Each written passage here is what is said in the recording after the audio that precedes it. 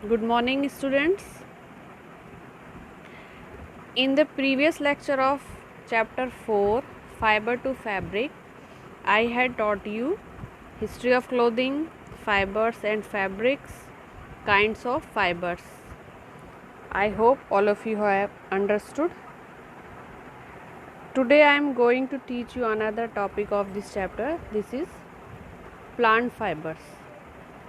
So students, plant fibers are also called vegetable fibers. Look at this picture.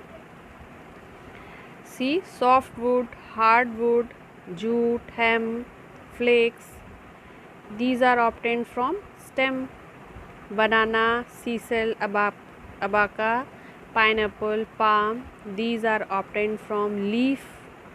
Coconut, cotton. These are obtained from seed. And bamboo and rice. These are obtained from grass. So all these are plant fibers.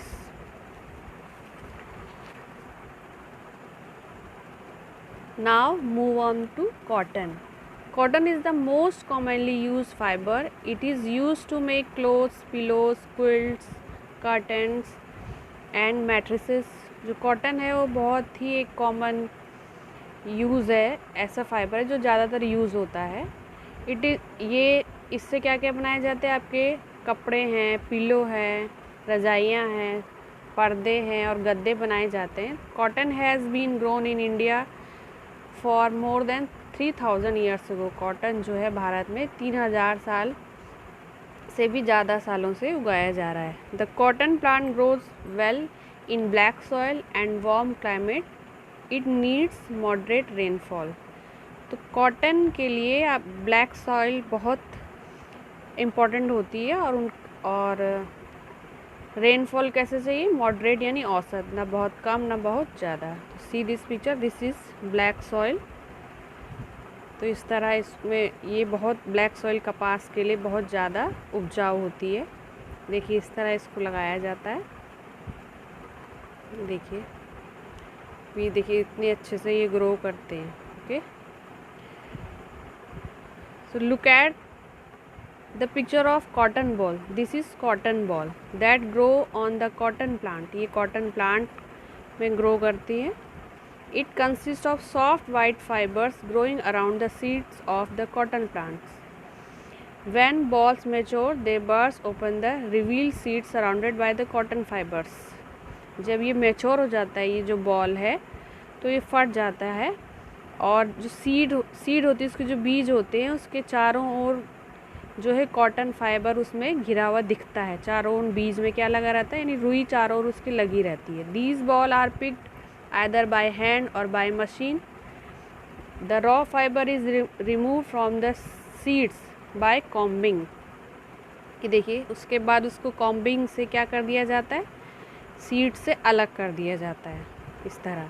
ठीक है, this process is called ginning of cotton. तो इस तरह comb करके बीजों को cotton से अलग कर देना क्या कहलाता है, कॉम्बिंग कहलाता है.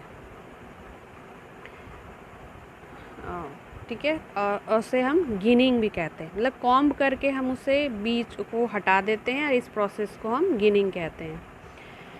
Next the fibre is clean, remove leaves and twigs. उसके बाद क्या करेंगे, उसे साफ़ कर लेंगे. उसमें जो पत्ती होंगी या तिनके होंगे उसको साफ़ कर लिया जाता है. It is then spin into yarn by process called spinning. उसके बाद इसको क्या करेंगे, धागे में चेंज करेंगे.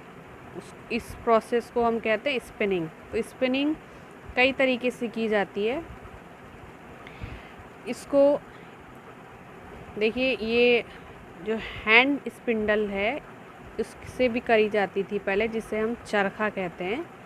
इसके थ्रू भी क्या करा जाता था अर्लियर टाइम पे. Spinning was earlier done by a simple hand spindle called चरखा. चरखे के थ्रू क्या किया जाता था, स्पिनिंग करके हम कॉटन को यार्न में चेंज कर लेते थे. ठीक है, now days spinning on a large scale is done by machines. आजकल क्या है, मशीन से भी क्या हो रहा है, इनका स्पिनिंग की जाती है. Spinning is process of transforming cotton fibre into thread. Spinning का क्या मतलब है कि उस कॉटन फाइबर को धागे में बदलना। The yarn are then use to make cotton cloth by weaving on looms. उसके बाद क्या किया जाता है, उस धागे का उसको लूम में कपड़े बुनने की मशीन में डाला जाता है और उसको बुना जाता है। इसको हम वीविंग कहते हैं। ये देखिए, दिस इज़ वीविंग।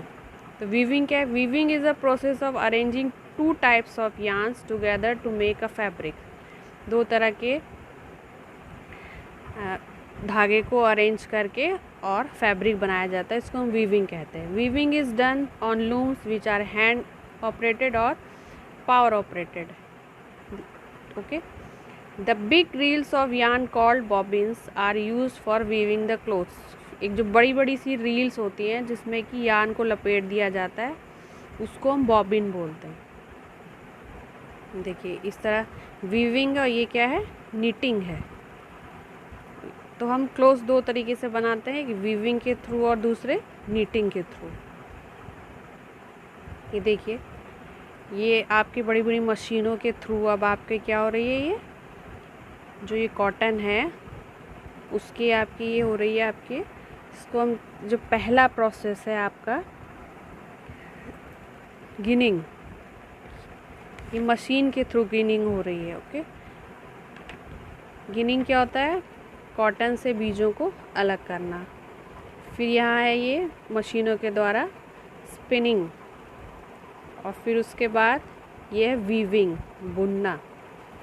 ठीक है, फिर वीविंग के बाद आपके क्या होता है, ये क्लॉथ तैयार हो जाता है। फिर उसके बाद क्लॉथ को आप क्या करेंगे? स्टिचिंग करेंगे, और स्टिचिंग के बाद ये आपके क्या हो गए? क्लोथ्स अब रेडी हो गए। ठीक है, I hope all of you have understood. So अब आप इसके थ्रू इसको समझिए अच्छे से।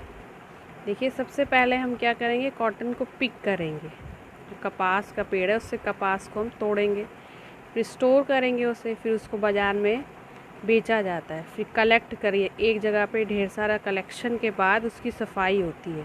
फिर सफाई के बाद उसकी गिनिंग होती है, यानी बीज से उसको अलग किया जाता है। फिर बेलिंग, यानी उसको अब क्या करेंगे? बांध देंगे। फिर स्पिनिंग, अब उसका हम धागा बनाएंगे। और फिर फैब्रिक फॉर्मेशन होता है, यानी यहाँ पे कपड़ा बनना शुरू होगा मशीन के थ्रू। उसके बाद उसकी फिनिशिंग होती है, उसमें कलरिंग होती है, डाई किया जाता है। उसके बाद उसकी स्टिचिंग होती है, उसके बाद वो रिटेल के लिए आ जाता है। तो इस तरह ये कॉटन का पूरा प्रोसेस है। कॉटन किस तरह पिक किया जाता है और किस तरह उसको रिटेल किया जाता है, तो ये पूरा प्रोसेस है उसका। So that's it, students. I hope all of you have understood.